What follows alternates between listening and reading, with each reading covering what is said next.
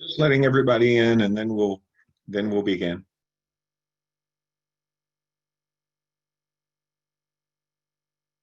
How are you today, Megan? How are you? I'm good, thank you. I got the right name this time, so. Okay, good. Andrew, Isaac, how are you guys? Good, thank you, Professor. Good, thanks. Good, Maria. Abby, how are you? Hello. Good, thank you. Good morning. Aaron, good morning. Alexis, hello. Jamal, Hey, let's see. you mean good afternoon. Irene. Hello. All right. Adeline. Oh, good morning, Debbie. Good morning, Nada. And good morning, Giovanna. Hi, Leslie. It could be worse. There we go. There we go. Now we're picking up. Good morning. All right. We almost have everybody in. Yeah, about 30. So let's get our stuff.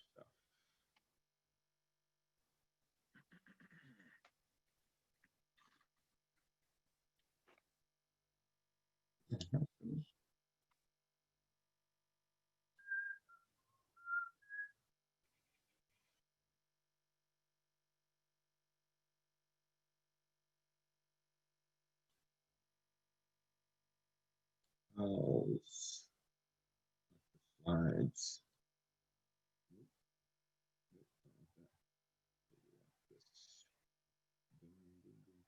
All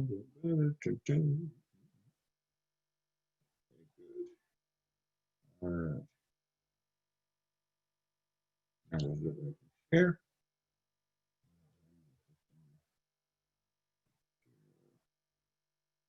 All right.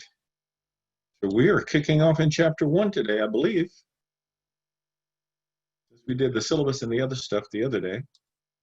We will now kick this in and begin with chapter 1.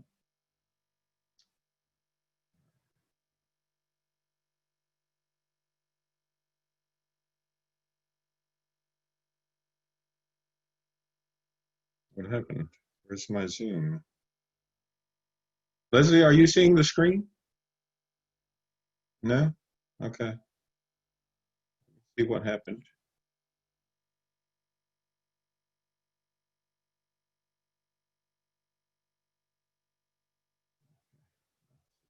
Let's go back into here.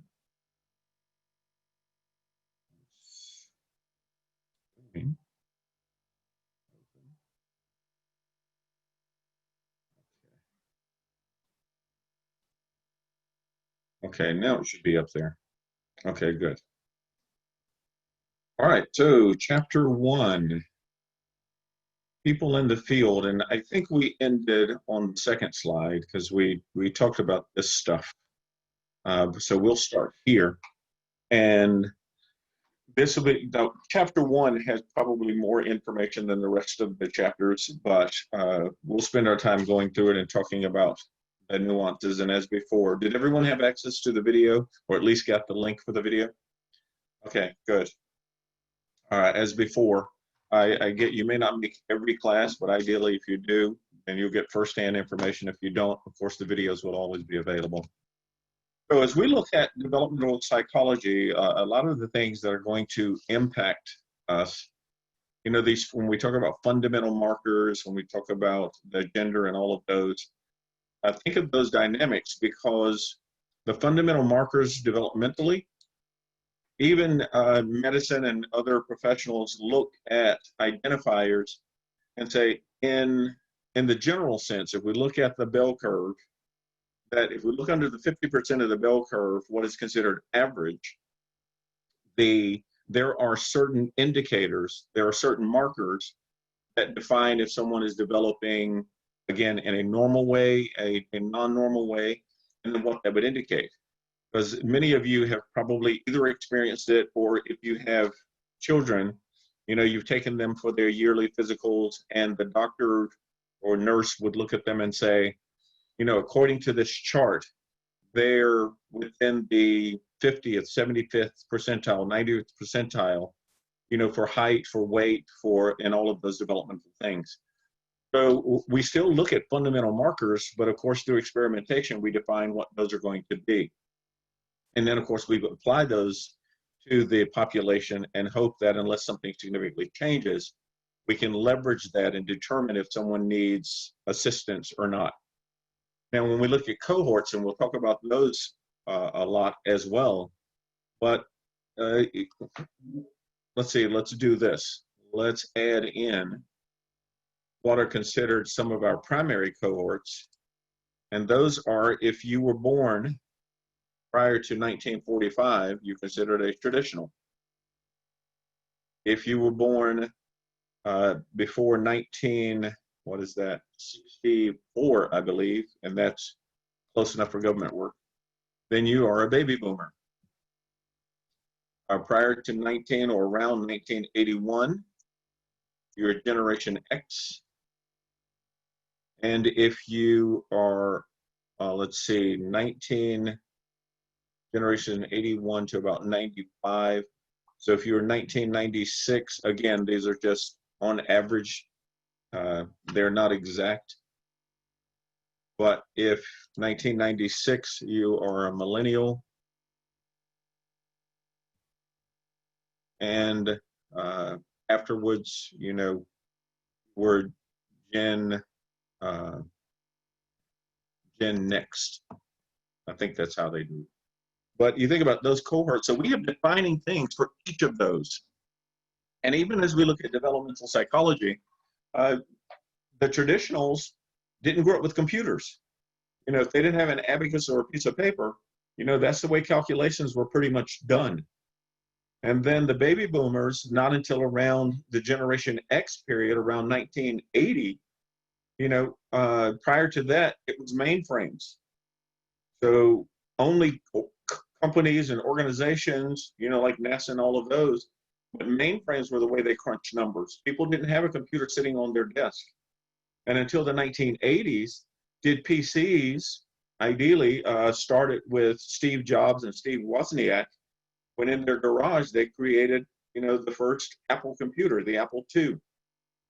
Prior to that, if you had a computer, you bought the hard drive, you bought the case, you bought the keyboard, and you bought the monitor. Everything was separate.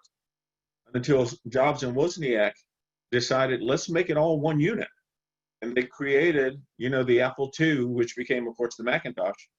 But then they put everything together. But before that, IBM literally said nobody would ever want their own computer. The only people who need that kind of computing power are companies. And so IBM didn't enter into the PC market until the late 80s and almost 90s. And it almost destroyed them because there was so much power in PCs that people stopped buying the mainframes. So until 1981, did it become the norm? Many of you, if you are Generation X, computers became the norm for you. Prior to that, it was an anomaly. And of course, millennials and Gen Next, it's unheard of that someone doesn't have a smartphone or a PC or a laptop or an iPad or something. That's a natural part of your life. So even as we look at cohorts, we can segment those groups and define their way of accepting or looking for information. So that's the idea behind cohorts. And then, of course, as we continue, socioeconomic status. Now, socioeconomic status, ideally, what is your education level? What is your income level, right? So even that has impacted the nature of how people develop. We know that if someone is more involved, if someone has higher interrelations with people, their prefrontal cortex tends to develop more and more effectively. So why do you think that might be the case? That people who don't have as many external experiences, their prefrontal cortex does not develop as quickly or as fully as those who have more experiences? What might be a reason for that?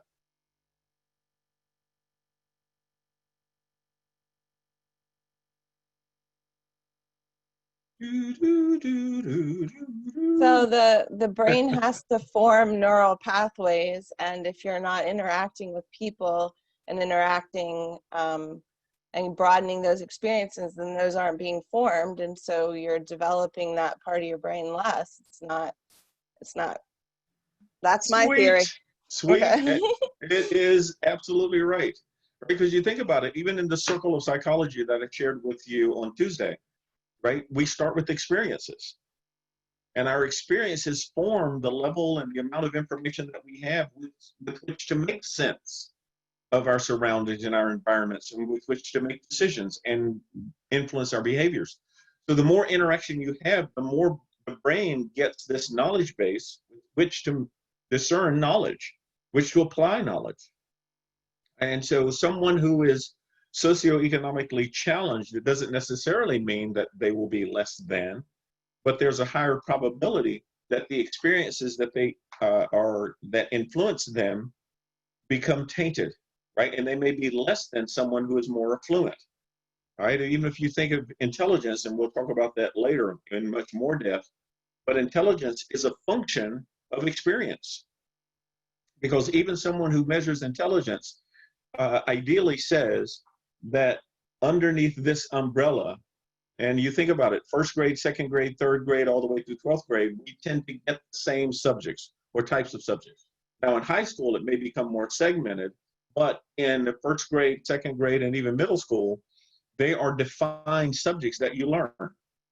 Well, if I can surmise that the average number of people who learn this information should know X, Y, and Z, then I can measure whether someone has learned X, Y, or Z. And the average number of people should score, in a particular percentile. And those who are more astute and maybe have more experiences may score higher, even to the 140 range for IQ, genius range. And there are some who will score less than 70 because there is a disability associated with their learning. So socioeconomic status can also be applied toward our effectiveness or efficiency in developing over time. Culture, because culture, whether we like it or not, dependent on our cultures, it will influence our education status and even our standing in society. I mean, if you look at a lot of countries, I mean, even the US, 2%, as I said, 2% of the American population own 90% of the wealth. And so that means that the influence and the things that we are most often subjected to, marketing, advertising, all of those things that influence how we see life, even though I don't like it, reality television, those things promulgate what is going to be the norm. And a lot of people become susceptible to that. So culture has an influence. In some Middle Eastern countries and African countries, even some South American countries, where women are not allowed to go to school. You think about that from a developmental perspective. And so the only knowledge and information they have is that is given to them. They don't get to expand beyond that. And we'll see one young lady who chose to go against that. And literally they tried to assassinate her. So culture has a lot of strength. And then gender. Not only do we now have male, female, which no longer is now the scope of sexuality, but we have LGBTQ, right? So prior to this last 10-year period, and that may be too close, but in the last 10-year period, if you were part of that community, which wasn't defined as well then, you didn't expose yourself to other people because of the stigmas associated with being what was considered non-normal, right? Not just male-female, but a female in a male's body or a male in a female's body. At least now we know, fortunately, that biologically and genetically, when you go through adolescence, or you reach adolescence and go through puberty, you know, it's supposed to be this final injection of estrogen for women to promote their womanness, femaleness. But we know that sometimes that gets twisted. And instead of a female getting estrogen, she gets testosterone. And so the brain, in all of its splendid wonder, the brain conforms to the chemicals associated with our existence, our development. And so if a female gets more testosterone, she has more male tendencies. And if someone whose gender or sex was defined as male as a result of the XY chromosome gets more estrogen, he really does align more with femaleness because of not only the chemicals, but the brain adapts itself based on that chemical condition, right? So gender also has an issue and an influence with our development. And it develops us and creates us and allows our conditioning over time. Now, the normative transitions are back to those markers. You know, ideally, we know pretty much within a certain window when puberty will happen. Most often it's around 12 or 13. But some cases have been noted where young ladies have had puberty as early as 8 years old, you know, depending on the conditions and the environments that they're in, and some later. But on average, around that period. There's also something very interesting. I've been doing some research on different cultures. There is one, and I can't remember specifically if it's Africa or South America, but 70 to 90% of all of the people born in that village have 12 fingers. They have 6 fingers on each hand. 70 to 90% of everyone born in that village has 6 fingers on each hand. The other percentage who don't have that 10 to 30% feel like they have been cheated out of life because they only have 5 fingers on each hand, right? But it's predictable because genetically it has become prevalent over the years that that is normal. So there are things that we know are going to happen and that transition is going to occur at certain periods. Now, the non-normative transitions can be chemically induced, can be biologically induced, can be socially induced, and it changes the nature. If you remember the video that I showed from Dr. Lipton, he effectively said that we have genetic signatures, but through epigenetics, we can change the nature of that by changing our eating habits, changing our exercise, changing the things that we do. So what would normally have been a predictable outcome, we can now shift and change that so it doesn't occur according to the blueprint. So there are non-normative transitions that can happen. Let me see. Okay, they're coming in. Okay, so let's look at this idea of what we believe childhood to represent, right? And then it goes back to the argument of nature versus nurture. So does someone believe, let's see, am I going the right way? Nope, nope, nope, nope, nope, nope. Here we go. All right, here we go. So birth and age group that influence us as we go through life.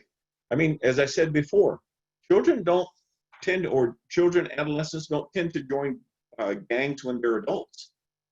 They join when they're younger because the group that they have experienced, the environment that has allowed them to make these choices, or I shouldn't say allowed, but have created these choices, exist as a group decision.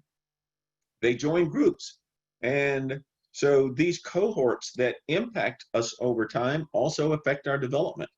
It can be cognitive development, biological development, physical development, doesn't matter, right? And we talked about the cohorts from a generational perspective. Now, someone, and I think it was just last week, maybe 2 weeks ago, I saw where someone was celebrating their 114th birthday, right?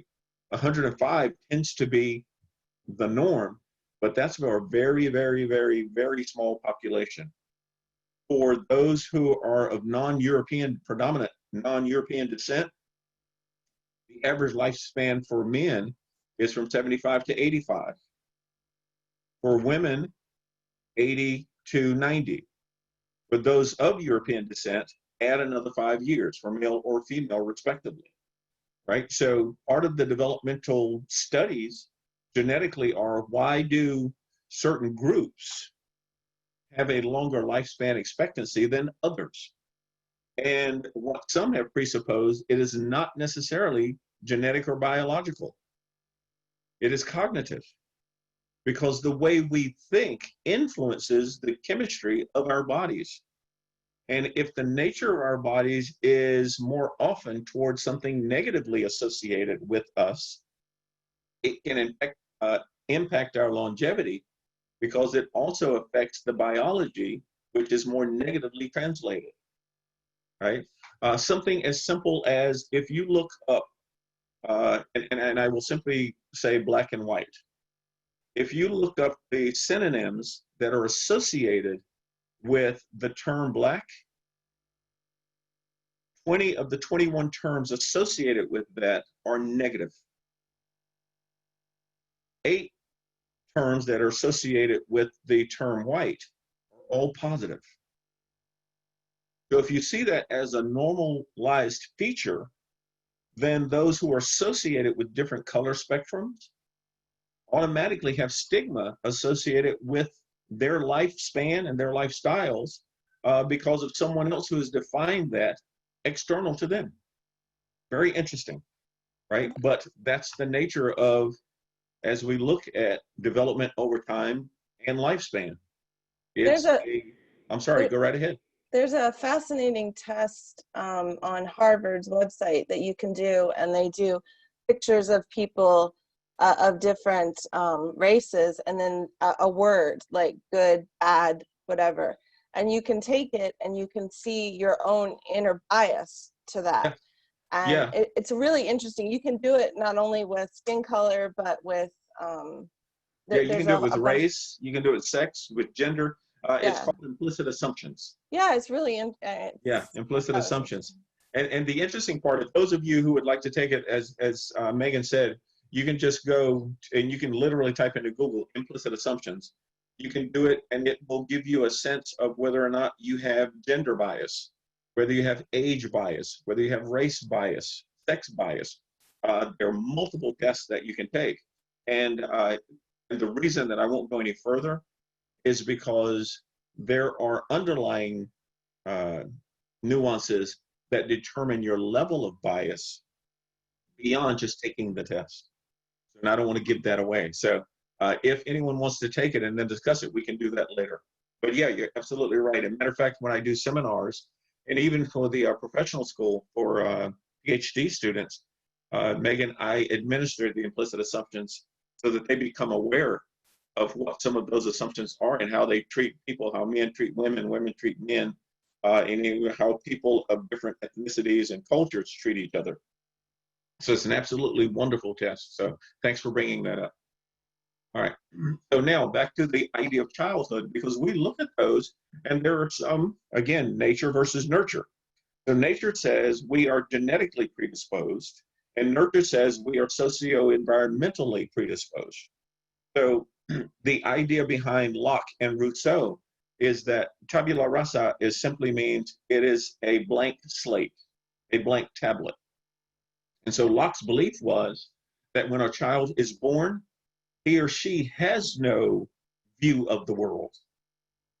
And so they are a blank slate. And as Dr. Lipton said, because it is a blank slate, their experiences are written onto that slate by their external environment. The parents and others who present or promote certain thoughts, behaviors, and perspectives are what get written onto that tablet. And so a child becomes a product of his or her environment. And Rousseau said the same. Children are innocent. They are born good. They are born honest and truthful. And then, of course, we beat that out of them by introducing them to life. And so even as we look at these concepts, you know, think of how some people will treat a child as a duplicate of themselves. And again, I'm not demeaning anyone, but child actors. A lot of those children are and I don't say all, are introduced to that life because the parents are living vicariously. and they live through the child, and so they put the child through all of the things that they have missed. These little dance moms, that reality television, and other things. It is quite evident. And again, it's not to diminish anyone's parenting style, but there are groups who literally force their kids into academic excellence. My wife is the lead counselor for one of the middle schools who has an association with Thomas Jefferson High School. And Thomas Jefferson is the innovative technological, equivalent of Harvard for high schools, and there are kids in the 10th grade who have patents. Now, these are brilliant kids, but there's a high percentage of those kids who are already on prescription drugs to deal with life because they have been forced into academics with no resolve. Now, again, whatever someone chooses to do with their child is their business. But some will look at childhood as this blank slate, and I will induce my desires on him or her. And there are others who will say it's a blank slate, allow them to experience life and make decisions for themselves with guidance and direction, right? So as we look at that, and that template for childhood and adolescence also becomes the outcome for adults. So adults who are dealing with a lot of issues, those didn't start as adults. They manifested as during their childhood, and now as an adult, they're having to deal with it because of environmental pressures and cultural pressures, right? So developmentally, all of that has an impact. Yes. So when kids or like adults, they're considered like mentally ill or something, is that because of their life, how it was when they were a child, or do they actually have a chemical imbalance in their brain and that's why they do things that are like inhumane? Well, now that it can be either, right? So it's not one or the other. There can be a biological or genetic disorder that causes a higher probability for a particular action. But a lot of people who have psychological disorders don't act those out. The largest number of them don't act them out. They find the space where they can exist with those disorders. Now, the other side of the coin is sociologically, we can cause someone to enact those behaviors because, as I said last Tuesday, everything that we do in life, and I will say 98% of what we do in life is to satisfy a need. It is a missing need. So let's use, and I may have used this with you before, and if I'm being redundant, I apologize, but let's use the Columbine High School shooting, right? Those kids weren't measured, or nothing was to indicate that they were psychologically or genetically, I say genetically, that there was a genetic disorder. Theirs was psychologically and socially induced. They were bullied. And over time, it caused these psychological problems to where they were trying to reach balance again, satisfy their need to belong, to feel like they were valued and that they, had worth. And the way that they manifested that was to take out people that they think diminished their worth, their value, right? So it can be either, but the sociological side tends to have much more open responses than those who are genetically predisposed. Did that provide an answer? Yeah, thank you. Okay, cool. All right. Now, cyberspace. Oh my God. This one. What is the most addictive substance that currently exists in the year 2020? Social media? Yes. Social media. And the other, which is right behind it, is your cell phone.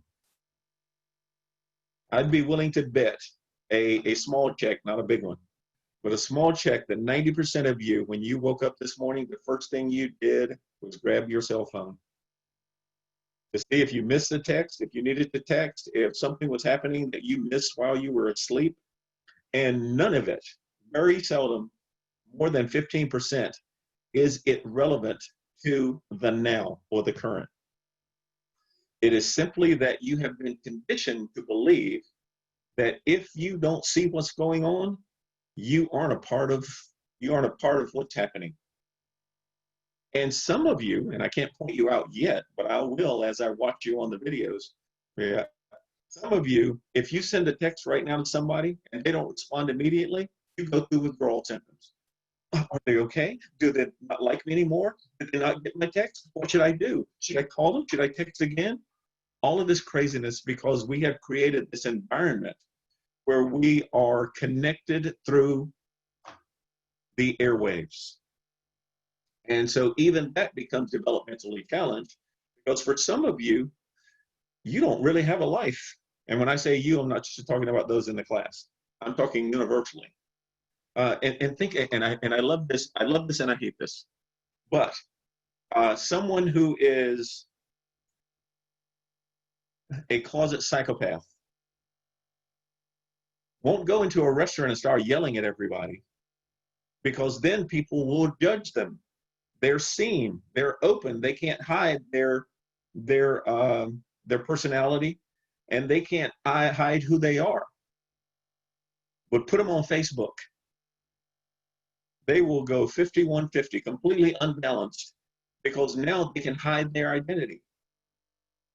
So cyberspace allows a lot of crazy people to have a forum when they didn't have those forums in person. So developmentally, it can also increase someone's willingness to be crazy, or it can decrease someone's need to have personalization and interaction. So there's both good and bad, but the nature of that is also supported not just through their ability to go through cyberspace, but even income inequities. Like I said, 2% in America, 2% of all of America own 90% of the wealth. So access to certain things aren't going to be as prevalent for those who are socially challenged or economically challenged as for those who aren't economically challenged, right? So, and the idea is that the 2% or the 5%, really, if they don't generate another dollar in their lives, generationally, the next 4 or 5 generations would never have to work a day in their lives. And something that is a research statistic that in and I'll have to remember, but it's around 1968. In 1968, they said that there were 16 ruling families, economically, financially, 16 families in America. They could have taken $100,000 and given to every family in America, and it would not have put a dent in the wealth of those 16 families. So think about that when we talk about inequity, and from a developmental perspective, who has access to things that allow them insights, education, right? As you talked about neural pathways, who has experiences and information that allow them to broaden their horizons, and which one of those are not allowed to have those, right? So even that plays a role in how we look at things. Again, socioeconomic status on the education and income rungs. I watched a video where a young man who was a butler, a gentleman's gentleman. And they asked him, why did you choose that particular profession? And he said, my father was a gentleman's gentleman. My grandfather was. This is what I'm supposed to do. This is the career and the choice I was supposed to make. I wasn't supposed to be the one that someone else waits on. I'm supposed to wait on people. So we have certain areas, and some in a socioeconomic status, if it's on the lower order, honestly believe that they can't get out of that condition, that they aren't supposed to get out of that condition. And I've had several students who said, I'm the first one in my family to go to college. And those who didn't believe that they weren't supposed to, that they were destined to be in that environment. I will make this reference and then we'll move on. But if you haven't seen it, Megan, this one is not the Implicit Assumptions, but it's an absolutely incredible movie called Stand and Deliver.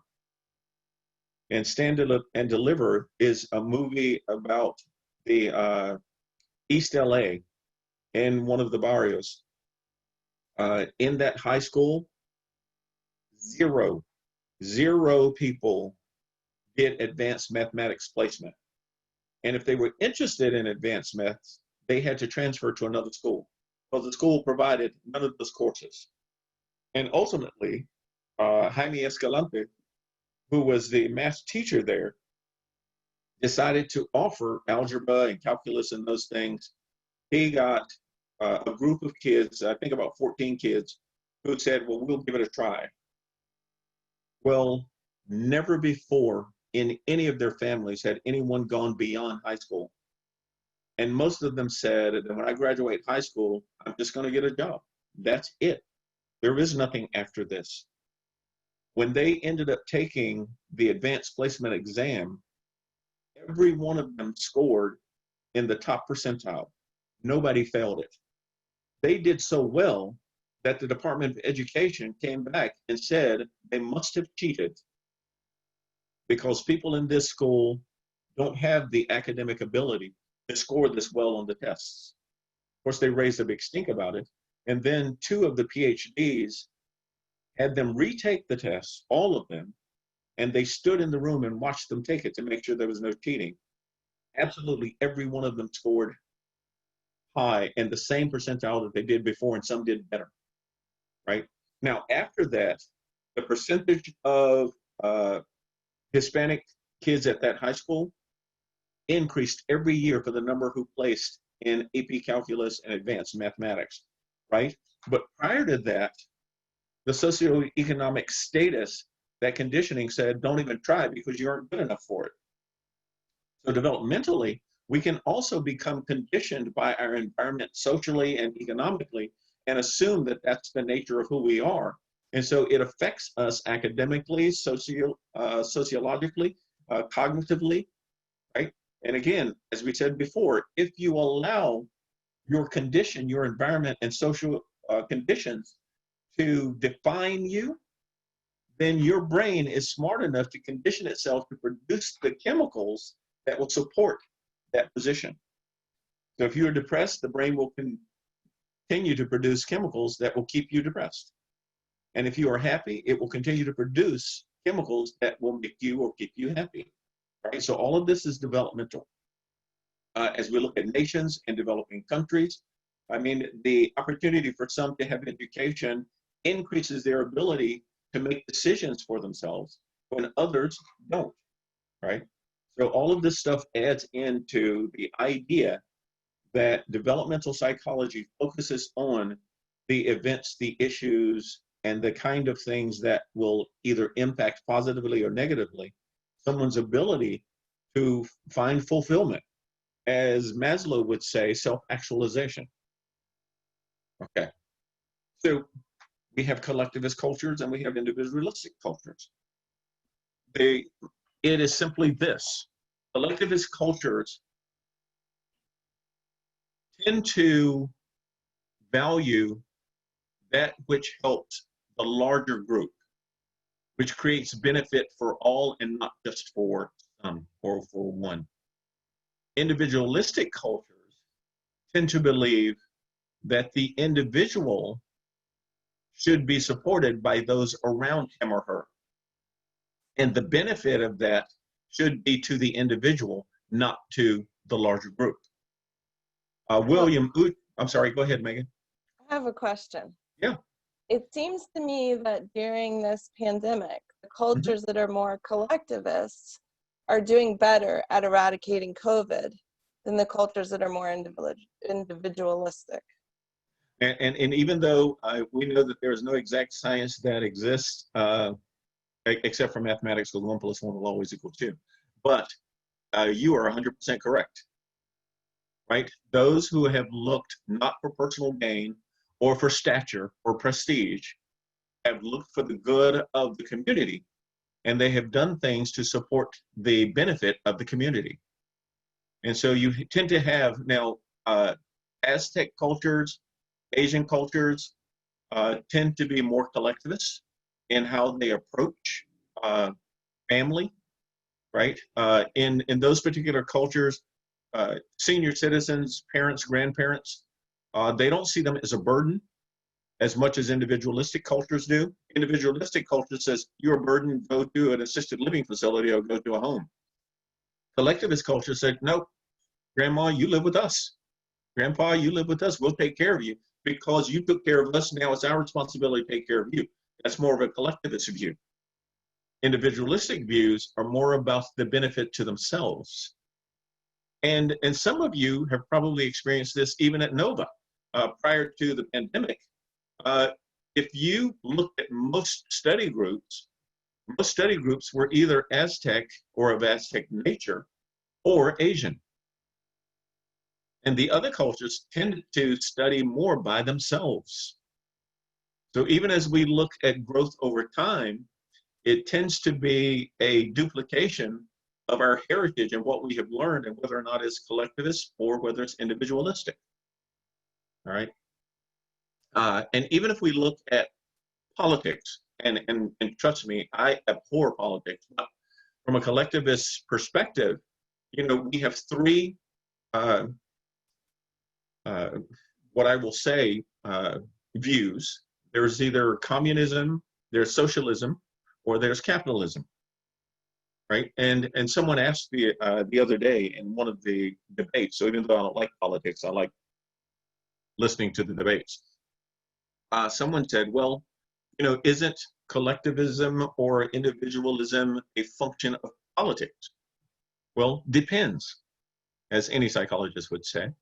But if you look at communism, you know, you may think that having an emperor says that it's an individualistic culture. It actually isn't, right? Because communism, and I'm not saying good or bad, but the government manages everything, and the basic premise is that individuals don't get to compete with the government. So everything is governmentally controlled. So it means that everyone effectively gets the same treatment, theoretically. Socialism says, okay, well, let's not go to the extreme, but those things that are critical to the society's development, growth, and stability is controlled by the government. So transportation, health, oil, you know, those kind of things, even education is promoted and managed through the government. The difference is that individuals can still manage, own, and run their own companies as long as it doesn't compete with the primary infrastructure that the government controls. Right? And capitalist says, hey, anybody can compete with anybody. So individuals can compete. I mean, UPS can compete with the USPS, right? So that's the primary difference. So even in a culture that would seemingly be more collectivist, there are individualistic cultures underneath that. So it is not one or the other. They can be both. So you can have a collectivist culture, but people who are individualistic within it, they tend to be frowned upon, but they exist. And you can have an individualistic culture with a collectivist nature underneath it, and they tend to frown on each other, but it exists. And that's the nature of it. So even developmentally, and I say this from a cognitive perspective, people who are more collectivist tend to be happier. And people who are happier tend to live longer, right? And something as simple, I mean, because we in America, specifically in America, look at cigarettes as a huge health issue. But people in traditional Asian cultures smoke when they're 90. Now think about it, they're 90 and still smoking. You know, in the US, once you're 50, 60, or 70, most of those health conditions take you out, right? So even something as simple as that, happiness and a collectivist nature promote health greater than those things that are introduced that should theoretically take away from it, right? So developmentally, if you're in a collectivist culture, you tend to have, I will say in quotes, a better life, right? All right, let's see, where are we? Okay, we're still good. I think we're good. What time are we at 2, right? Yeah, so we got another, we're good. All right, excellent. All right, so let's see.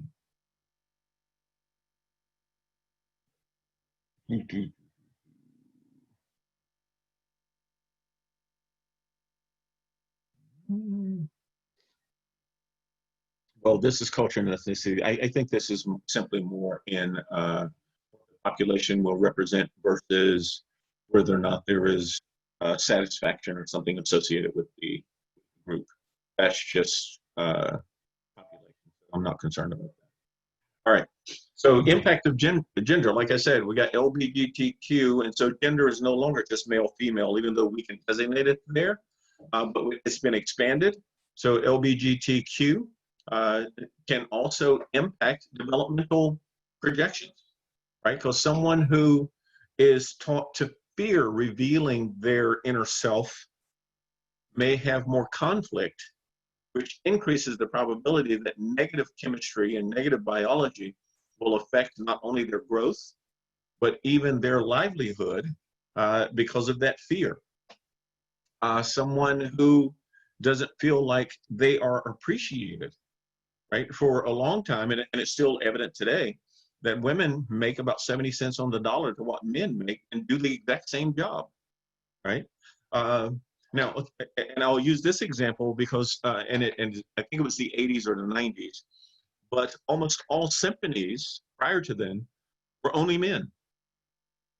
Only men played in the symphonies because they had to audition in front of the director. So the directors would see women and would say, nah, even though they played as well as men. So the way that they offset that, fortunately, was they put up a screen that didn't diminish sound, but you couldn't see who was behind the screen. Now, women were absolutely told, don't wear high heels or anything like that that would denote femaleness. And they would sit behind the screen and play the music. So then they were forced to only judge the music. And that's when you started having a larger influx of women in orchestras and symphonies. Right? Prior to that, there was a stigma associated with it. What is your view, or what are your thoughts of a glass ceiling? And what are the implications of a glass ceiling? Now, if there's anyone who doesn't understand what that term means, I'll define it for you if you. Simply put, it's the separation of those who have and those who have access, and those who don't have and those who don't have access. So the glass ceiling, so effectively means I don't have access, but I can look up through the ceiling and see who does. That's the glass ceiling. So what's the implication of a glass ceiling? Not only for those above it, but those below it. I want you to think outside of the box because it is an advanced class. So what might be implications of those above and below a glass ceiling environment? I think with the glass ceiling, for those that are above it, they feel like they're never going to go below a certain point no matter what happens. That something's always going to kind of hold them up, whether that be that they come from money and their family is there as like a fallback, or because they have a degree and they expect that they'll always be hired on at, at least a management level or something.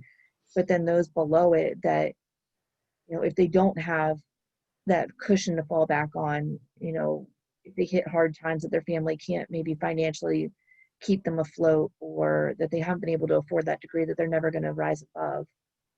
I love that, Aaron, and I absolutely love the holding them up, right? Because the glass ceiling, it becomes a floor for them, and then for those below it, it becomes a ceiling.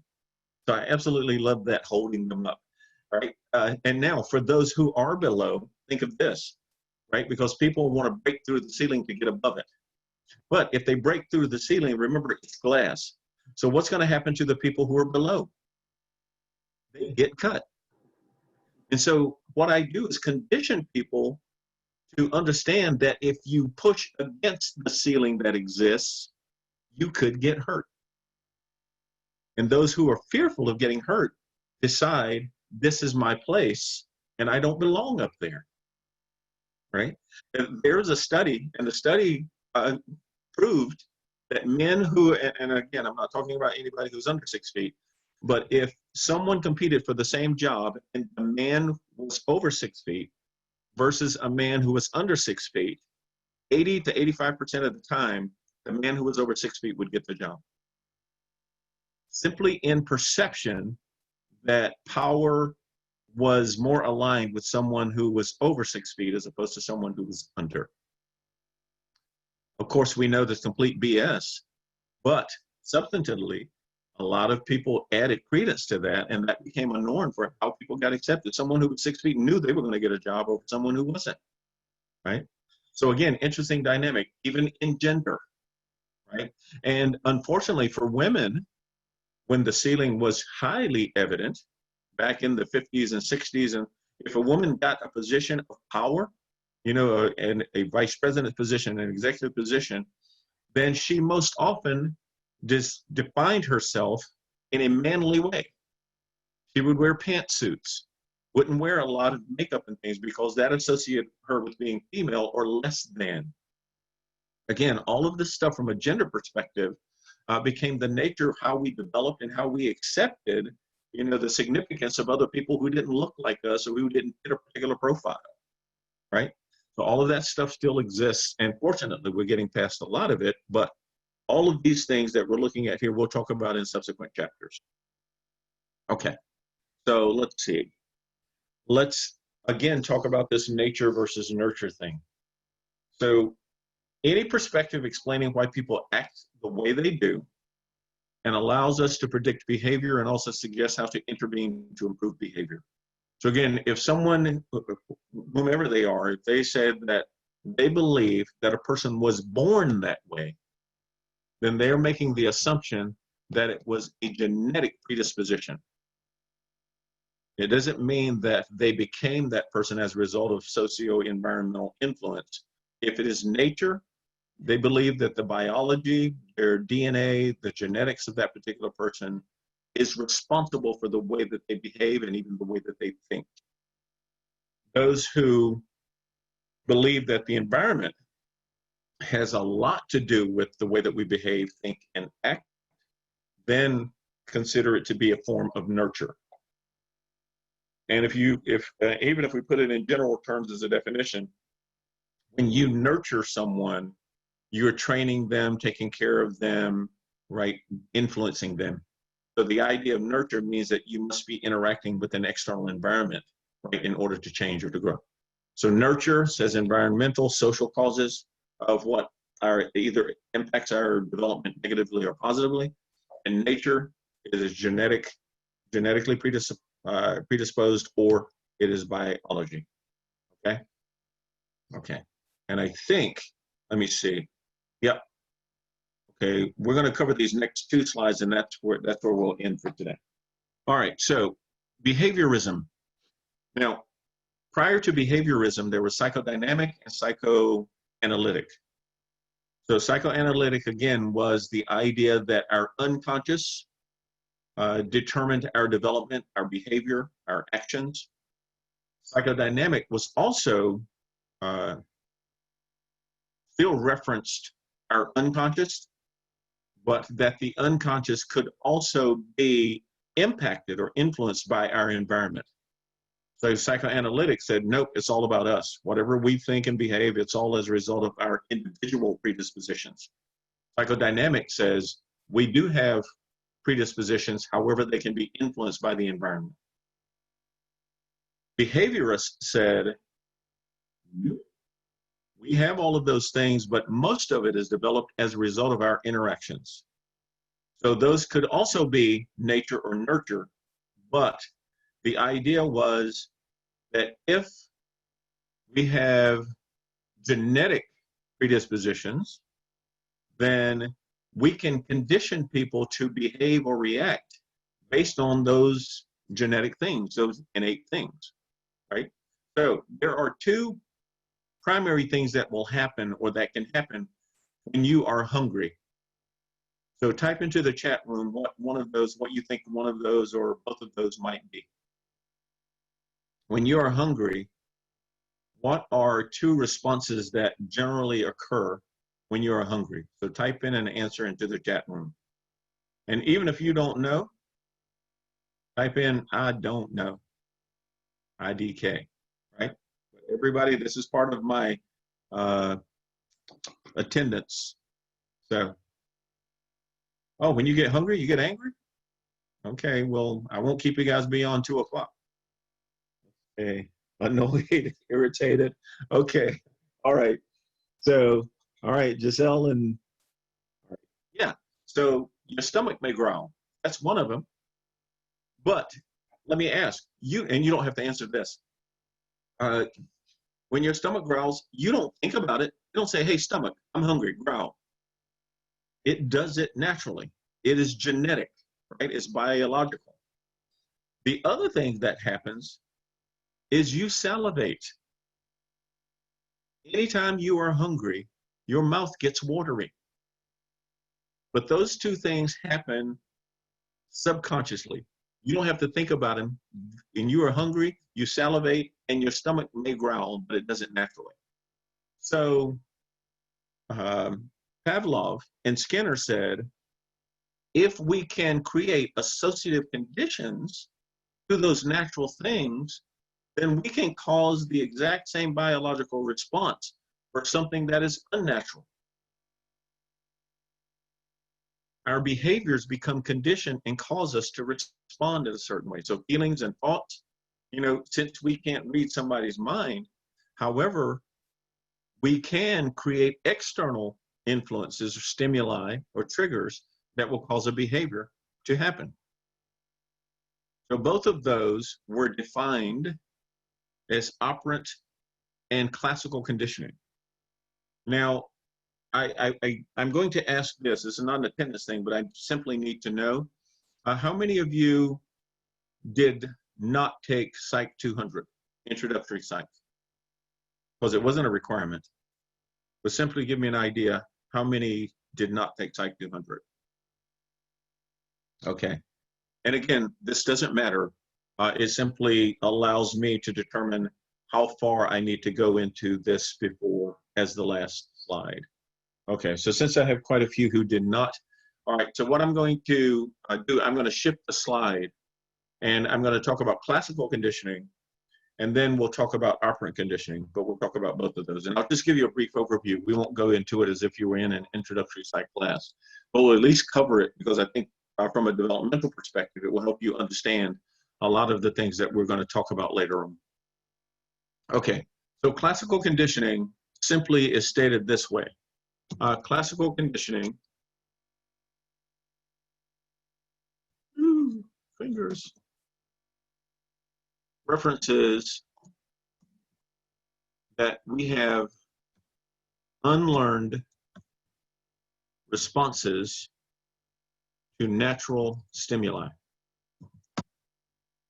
So like I said before, when you get hungry, your stomach growls and you salivate because you are hungry. So your response for salivation and stomach growling happens because of a natural stimulus, being that you are hungry. You don't have to think about it, be conscious of it. It happens without you ever doing anything. Fear. When you are afraid of something, fear as a stimulus causes goosebumps or accelerated blood pressure or shallow breathing. So all of those things are innate. So classical conditioning talks about innate things, things that happen without you ever thinking about it, right? So now Pavlov, for some of you, you may have heard of the dog experiment. So Pavlov said, well, if that's the case, can we cause an association that is non-natural that will cause the same response or outcome? So Pavlov, what they would do is put food out, and the food would cause the dog to salivate. Okay. So food is a natural stimulus to satisfy our hunger. As I said before, everything developmentally is about meeting a need. Well, when we are hungry, food becomes the stimulus that causes us to salivate, and salivation is our response. So there is a stimulus, a natural stimulus, and then there's a natural response. So that's classical conditioning. Now, even though conditioning is too strong a word yet, the idea that we can cause classical conditioning is that I can introduce something that has no current trigger for getting a response, which is called a neutral stimulus. So the neutral stimulus, the definition simply is, on its own, does not cause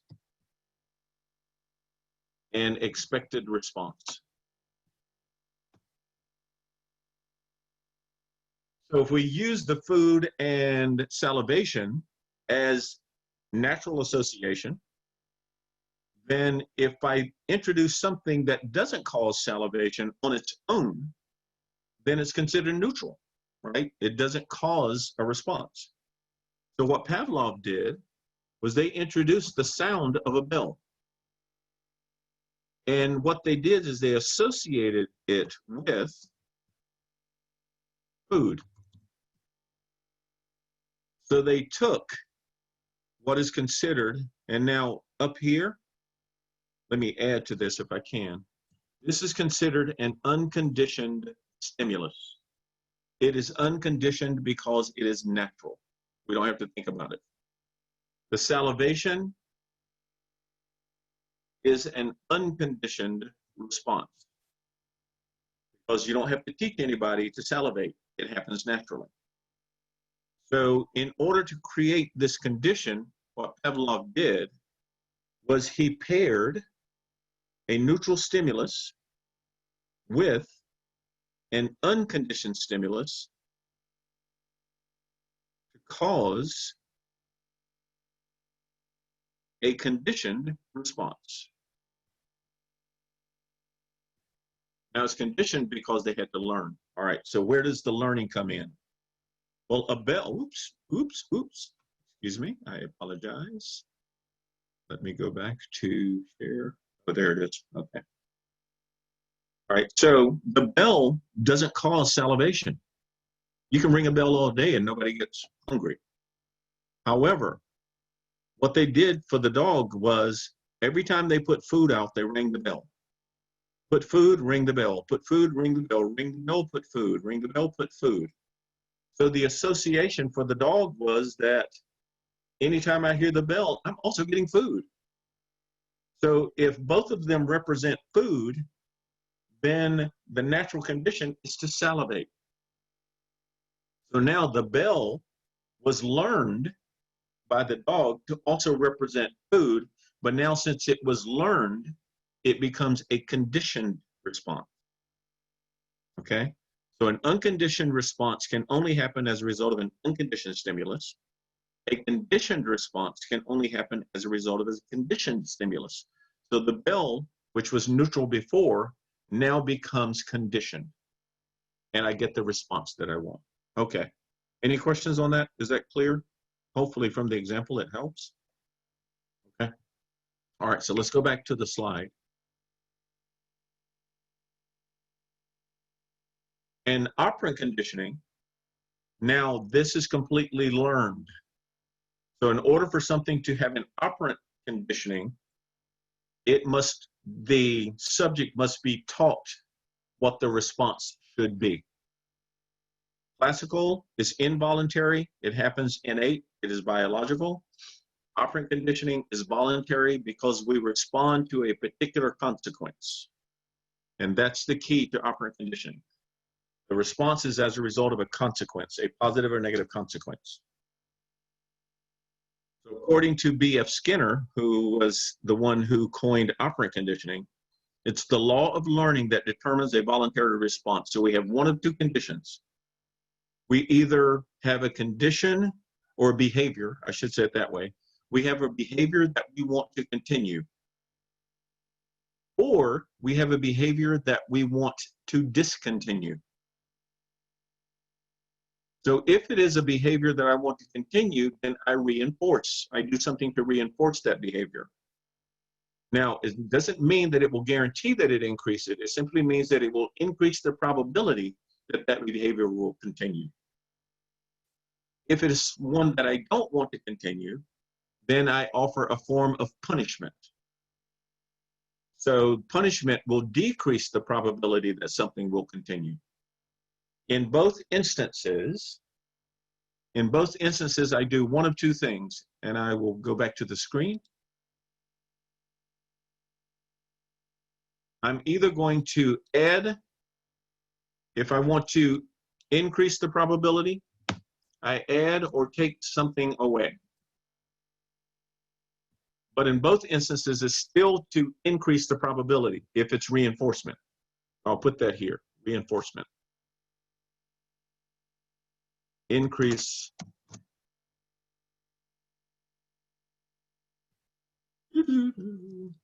probability of behavior continuing. Okay.